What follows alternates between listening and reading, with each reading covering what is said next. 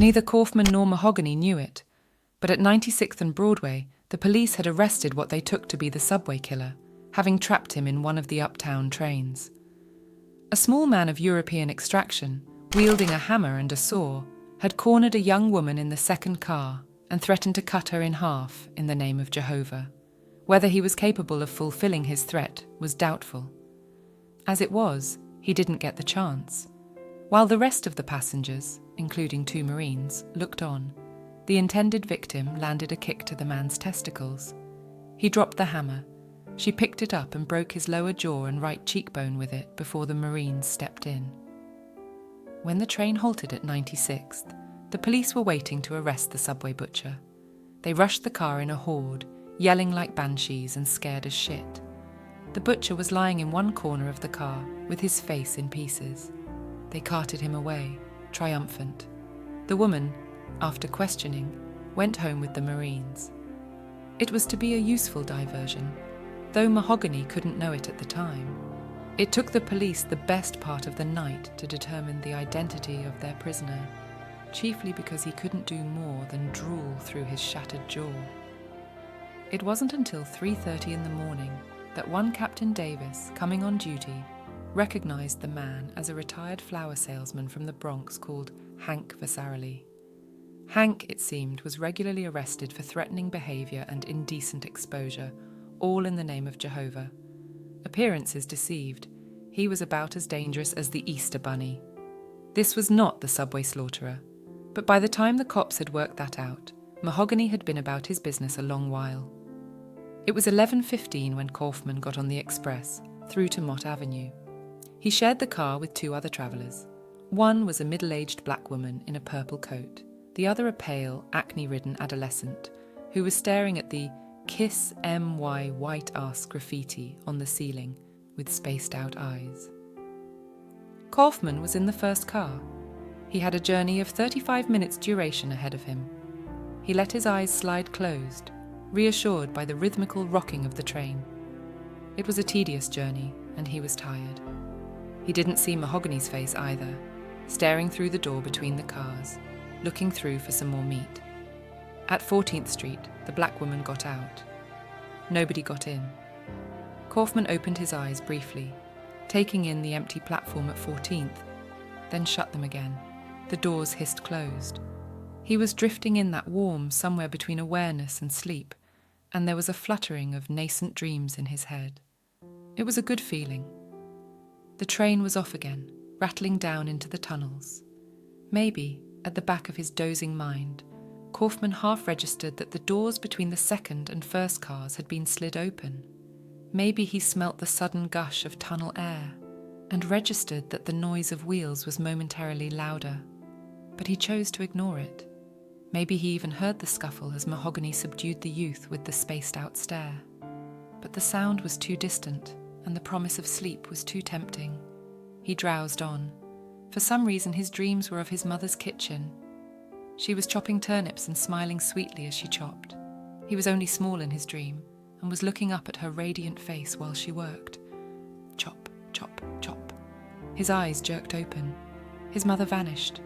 The car was empty, and the youth was gone. How long had he been dozing? He hadn't remembered the train stopping at West 4th Street. He got up, his head full of slumber, and almost fell over as the train rocked violently. It seemed to have gathered quite a substantial head of speed. Maybe the driver was keen to be home, wrapped up in bed with his wife. They were going at a fair lick. In fact, it was bloody terrifying. There was a blind drawn down over the window between the cars which hadn't been down before as he remembered. A little concern crept into Kaufman's sober head. Suppose he'd been sleeping a long while, and the guard had overlooked him in the car. Perhaps they'd passed Far Rockaway and the train was now speeding on its way to wherever they took the trains for the night. "Fuck it," he said aloud. Should he go forward and ask the driver? It was such a bloody idiot question to ask. Where am I?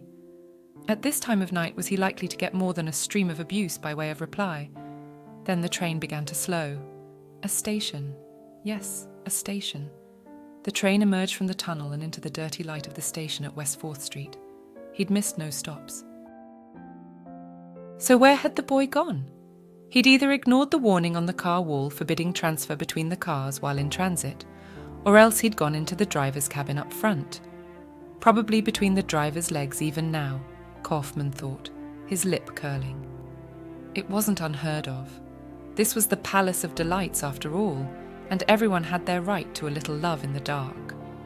Kaufman shrugged to himself. What did he care where the boy had gone? The doors closed.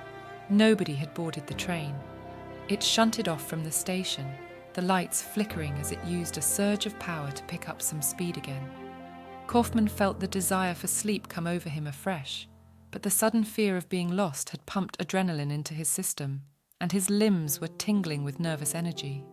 His senses were sharpened too. Even over the clatter and the rumble of the wheels on the tracks, he heard the sound of tearing cloth coming from the next car. Was someone tearing their shirt off? He stood up, grasping one of the straps for balance. The window between the cars was completely curtained off, but he stared at it, frowning, as though he might suddenly discover X-ray vision. The car rocked and rolled. It was really travelling again. Another ripping sound. Was it rape? With no more than a mild voyeuristic urge, he moved down the seesawing car towards the intersecting door, hoping there might be a chink in the curtain. His eyes were still fixed on the window, and he failed to notice the splatters of blood he was treading in, until his heel slipped. He looked down. His stomach almost saw the blood before his brain, and the ham on whole wheat was halfway up his gullet, catching in the back of his throat. Blood. He took several large gulps of stale air and looked away, back at the window. His head was saying, blood. Nothing would make the word go away. There was no more than a yard or two between him and the door now. He had to look. There was blood on his shoe, and a thin trail to the next car, but he still had to look. He had to. He took 2 more steps to the door and scanned the curtain, looking for a flaw in the blind. A pulled thread in the weave would be sufficient. There was a tiny hole. He glued his eye to it. His mind refused to accept what his eyes were seeing beyond the door. It rejected the spectacle as preposterous, as a dreamed sight. His reason said it couldn't be real, but his flesh knew it was. His body became rigid with terror. His eyes, unblinking, could not close off the appalling scene through the curtain. He stayed at the door while the train rattled on, while his blood drained from his extremities, and his brain reeled from lack of oxygen. Bright spots of light flashed in front of his vision, blotting out the atrocity. Then he fainted. He was unconscious when the train reached J Street.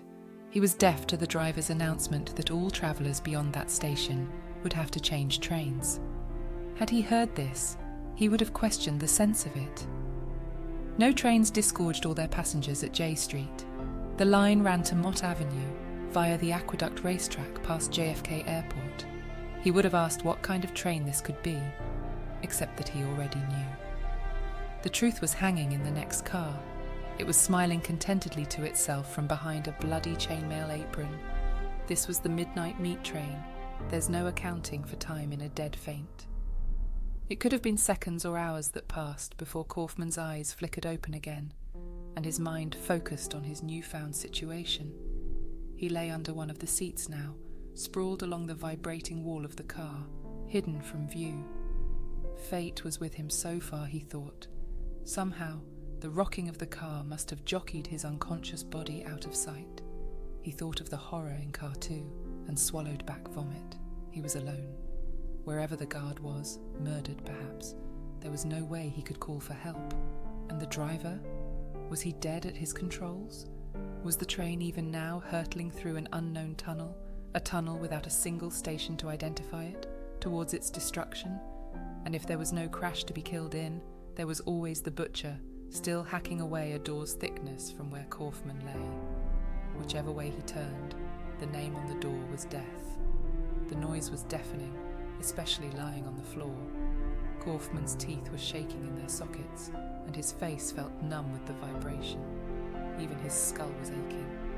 Gradually he felt strength seeping back into his exhausted limbs. He cautiously stretched his fingers and clenched his fists to set the blood flowing there again. And as the feeling returned, so did the nausea. He kept seeing the grisly brutality of the next car. He'd seen photographs of murder victims before, of course, but these were no common murders. He was in the same train as the subway butcher, the monster who strung his victims up by the feet from the straps, hairless and naked. How long would it be before the killer stepped through that door and claimed him? He was sure that if the slaughterer didn't finish him, expectation would. He heard movement beyond the door. Instinct took over. Kaufman thrust himself further under the seat and tucked himself up into a tiny ball, with his sick white face to the wall. Then he covered his head with his hands and closed his eyes as tightly as any child in terror of the boogeyman. The door was slid open. Click, whoosh, a rush of air up from the rails. It smelt stranger than any Kaufman had smelt before, and colder. This was somehow primal air in his nostrils, hostile and unfathomable air. It made him shudder. The door closed. Click.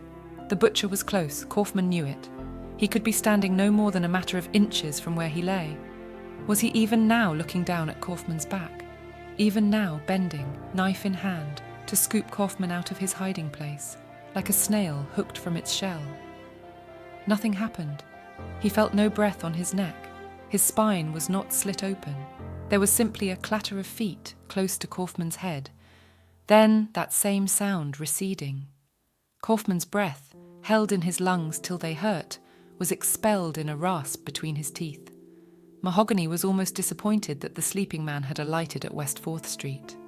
He was hoping for one more job to do that night, to keep him occupied while they descended. But no, the man had gone.